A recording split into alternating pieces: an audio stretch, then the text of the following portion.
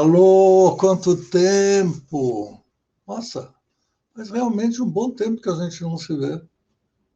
Mas deixa eu te contar, isso tem que ser agora. Porque depois as gravações ficam, essa série como nasceu, a gente apresenta de tempos em tempos, são temporadas, até porque elas dão muito trabalho para pesquisar e produzir, e depois gravar, e contar as histórias, e achar datas certas, etc, etc. Então a gente vai apresentando aos pouquinhos. Agora, nós estamos vivendo o mês de novembro do ano de 2022. Mas lá em 14 de novembro de 1981, alguns meses depois de eu entrar na Jovem Pan para trabalhar na coordenação artística, eu entrei em 12 de outubro de 1981, dia do descobrimento da América. Então, um mês depois, eu já estava cheio de ideias, querendo mostrar serviço, até porque era uma primeira emissora de FM assim, com força, com nome e tudo mais, e ela estava começando uma nova etapa da vida. Ela já não era mais gravada, ela era ao vivo, e deu-se o nome, ou pelo menos o slogan, de o FM mais vivo de São Paulo. E apesar de todos nós trabalharmos pela audiência, eu particularmente, em toda a minha vida profissional, e já completa 53 anos, também no mês de novembro, eu sempre gostei de trazer as pessoas para dentro da empresa, da emissora, de uma maneira mais gostosa. Não quero simplesmente que elas ouçam a rádio porque a música é boa. Que elas fiquem na rádio porque eu gosto do locutor A ou do B. O gostoso é gostar da emissora inteira. É ficar preso na emissora porque a todo momento acontece alguma coisa boa. Você esquece que existem outras emissoras. E até quando você ouve uma música que não é muito o meu gosto, o meu gênero, você fica. Então, por que eu estou dizendo tudo isso? Porque surgiu a ideia de, aos sábados, cuja frequência dos ouvintes cai muito, é só você olhar as pesquisas, aí o pessoal já começa a partir para o lazer, para fazer outras coisas. Mas, de qualquer maneira, ele pega o carro para ir fazer essas coisas. Ele sai de casa, vai visitar alguém, ele usa o carro e o rádio dentro do carro. Aí pintou uma ideia de fazer uma brincadeira que prendesse as pessoas na audiência o dia inteiro. Aí eu fui falar com o chefe, ele achou interessante, ele falou, eu não tenho quem faça. Eu falei, eu faço. É trabalhoso, porque o projeto que eu desenvolvi, ele tem 3 etapas. A primeira é a produção. Para produzir, você tem, eu vou contar os detalhes daqui a pouquinho, mas para produzir você tem que ter um tempo e pesquisar locais, ou seja, não adianta, hoje tudo bem, tem Google Maps, tem uma série de coisas, naquele tempo não tinha. Tinha lista telefônica e olhe lá, era um calhamaço desse tamanho, das listas telefônicas brasileiras. Muito bem. Qual foi a ideia? Produzir na sexta-feira, à tarde, noite e parte da madrugada, os detalhes você vai saber daqui a pouco, e executar no sábado. O dia inteiro, praticamente, das 10 às 17. Nossa, tudo isso. E você acha que o ouvinte ia ficar preso à rádio? Não só acho, como tenho certeza que ficava. Muitos de vocês, quando eu anunciei que ia fazer o aniversário de 41 anos e, portanto, íamos comemorar contando a história, muita gente falou, nossa, eu tinha 16 anos e já acompanhava, eu ficava preso, eu ia atrás, enfim. Existiam equipes montadas. E agora eu vou contar os detalhes de como é que a coisa acontecia. Primeiro, quando eu produzo alguma coisa que tem esse tipo de jogo com o ouvinte, no sentido de ninguém deve saber antes, porque pode vazar, E assim é a gincana, assim é a caça ao tesouro, as pessoas não podem saber antes, senão destrói a brincadeira.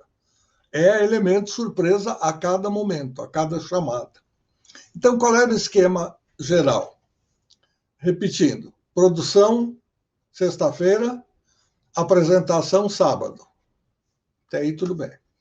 Aí perguntei ao chefe, a gente tem alguma coisa além de camiseta, chaveiro, que a gente já dá a semana inteira? Ele falou, em estoque, não.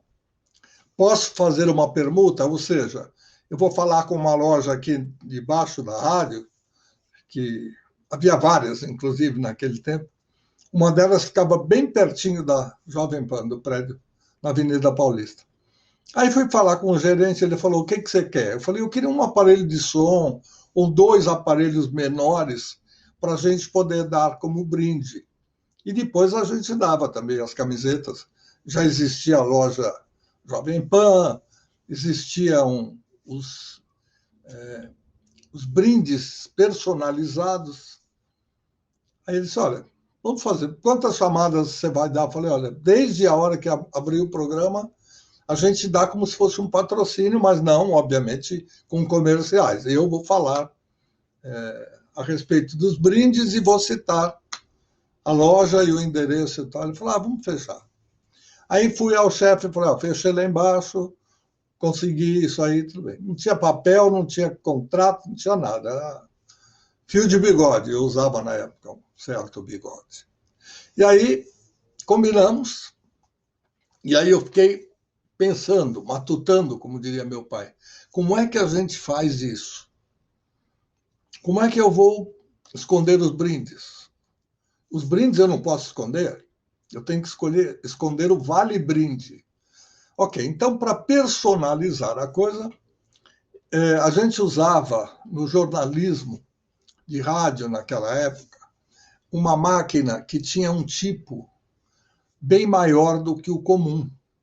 Ele tinha 0,5, meio centímetro de altura, que era para dar a leitura melhor para os locutores, até porque era tudo feito com carbono e tudo mais. Então eu peguei uma cartolina colorida, eu tinha vermelha e verde, mas eu não dizia isso para ninguém. Então eu ia para a máquina e escrevia Caça ao Tesouro Jovem Pan 2. Vale um sistema de som 3 em 1. Vale um aparelho de som. Vale um fone de ouvido. Especificava. Aí vem a ideia, e se chover?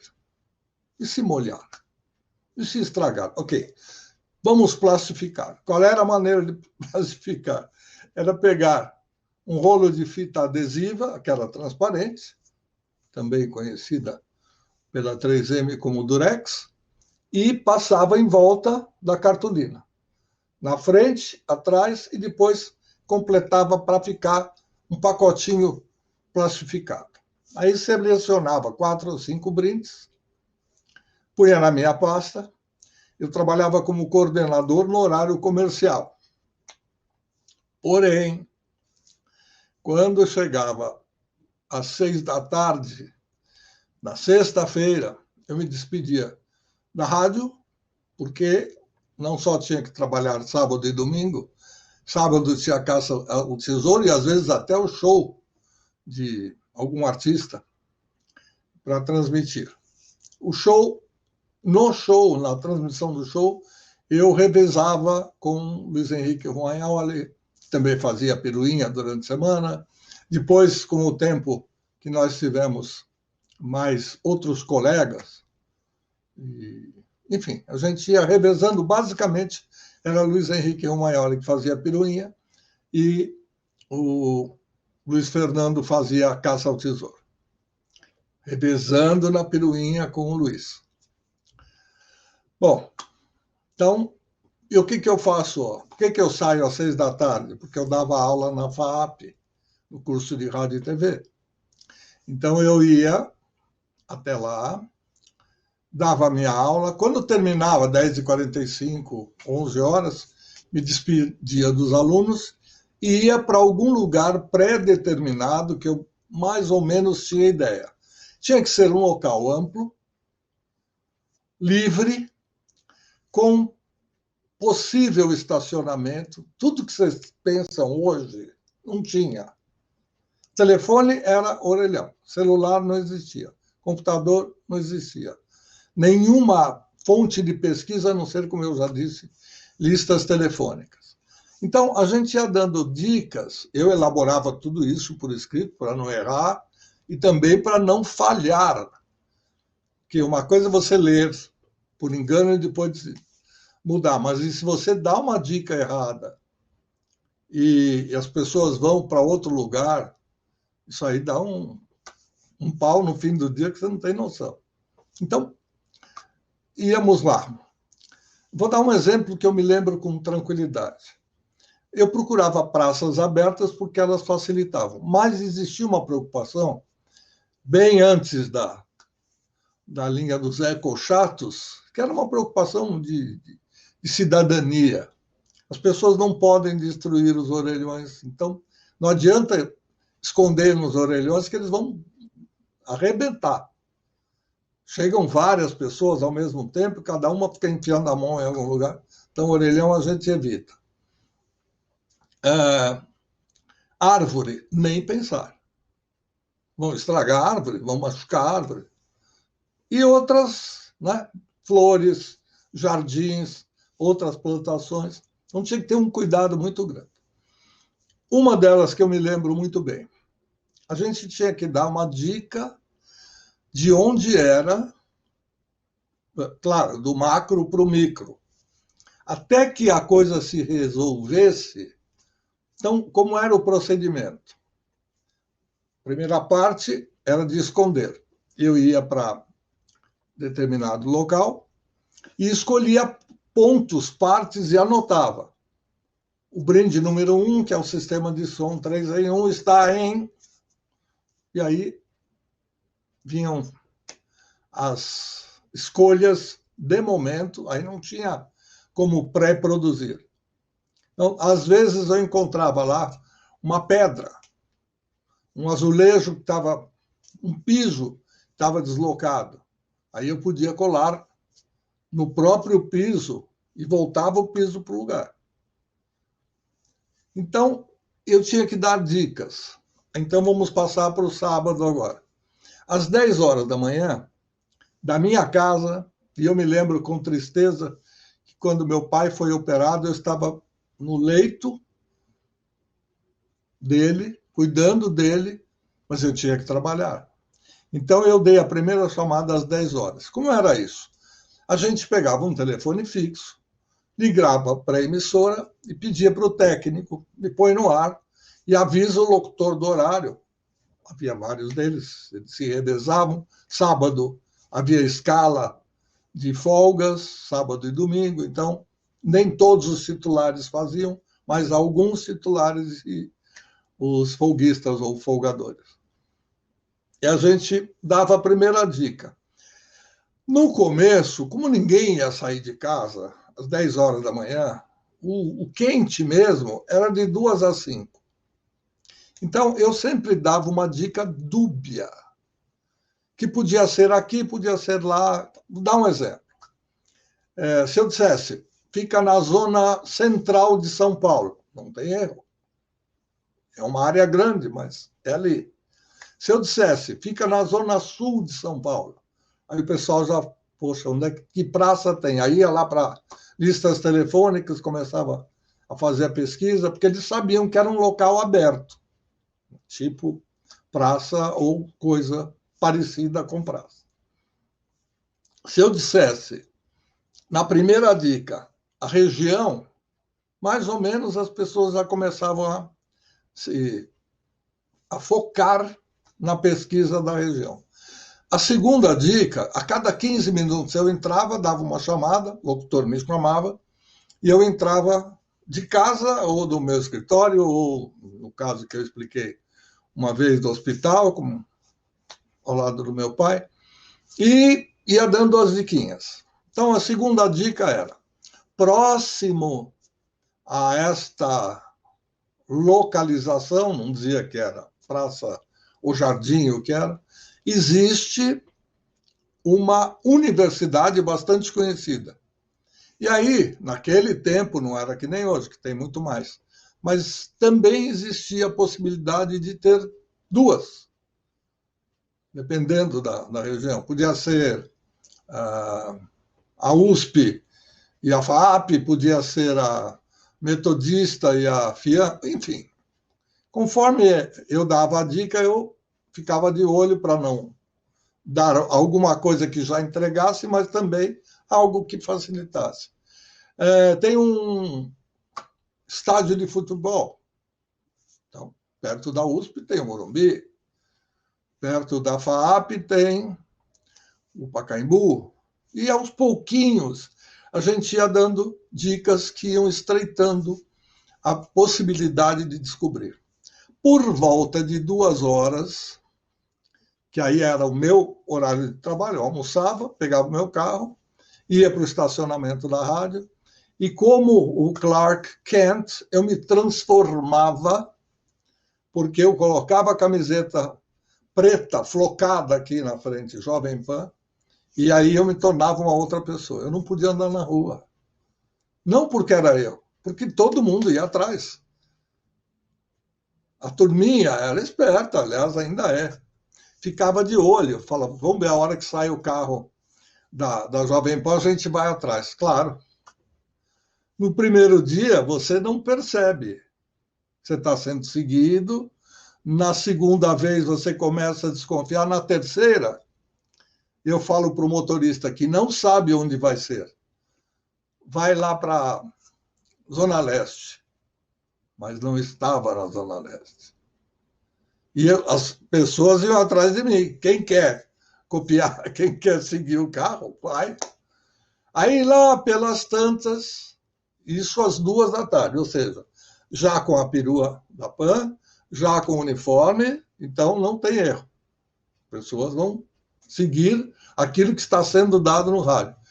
E uma ou outra vez, o pessoal fala, mas como pode? Ele está falando disso, ele está ali no Tatuapé, ele está na Praça Silvio Romero, será? Mas por que ele está falando de tal? E era exatamente para desviar a atenção das pessoas. Ou então, para fazer com que aqueles que seguiam a piruinha e seguiam o apresentador se tocassem de que não era por ali. Então, que eu me lembro bem, nós fomos até a Lapa, eu fui sozinho de noite, era complicado, era depois das 11 da noite que eu ficava lá levantando pedra, sim, no meu caminho tem uma pedra no meu caminho. Pronto, tá aí a dica. Então, eu falava da poesia, do poeta, falava de alguma coisa e dava uma dica. Daí para frente ele tinha que saber onde é que estava essa pedra. Na Lapa, quando você sai da Paulista, vai continuando Alfonso Bovero e tudo mais, você chega num ponto, antes de chegar na Serra Corá, tem uma praça bem grande, é um banhado, que se chama, eu não vou dar o nome, são 3 nomes. Nome, sobrenome do meio e último sobrenome. E aí eu ficava pensando, que dica eu vou dar para as pessoas descobrirem? Às vezes eu falava, é um político brasileiro, é o nome de um artista, mas tinha hora que nem eles sabiam e nem eu sabia quem era, e não tinha muito como fuçar para saber por que deram o nome de fulano de tal para aquela praça.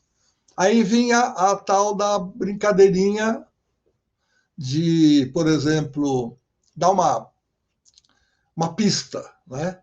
Então você faz uma jogadinha. Então, me ocorreu.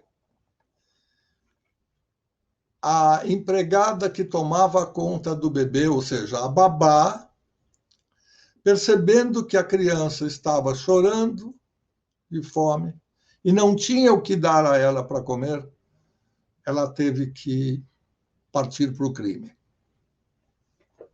Que nome de gente é isso? Pois é. Tem que pensar. Então eu dava a dica, repetia. Às vezes eu dava uma palavrinha mais próxima. E você que está curioso, se não descobriu ainda que praça é, a praça era Amadeu Leite Furtado. A ama, ou seja, a babá, deu leite que ela roubou, porque ela não tinha o que dar para saciar a fome da criança, que estava chorando. Então a gente ia brincando, sabe, com essas coisas. Quando fomos para Vila Mariana, ali perto da praça, aliás, não é exatamente praça, é uma área da Sabesp, que dava para, era bem grande, ficava na Avenida Lacerda Franco.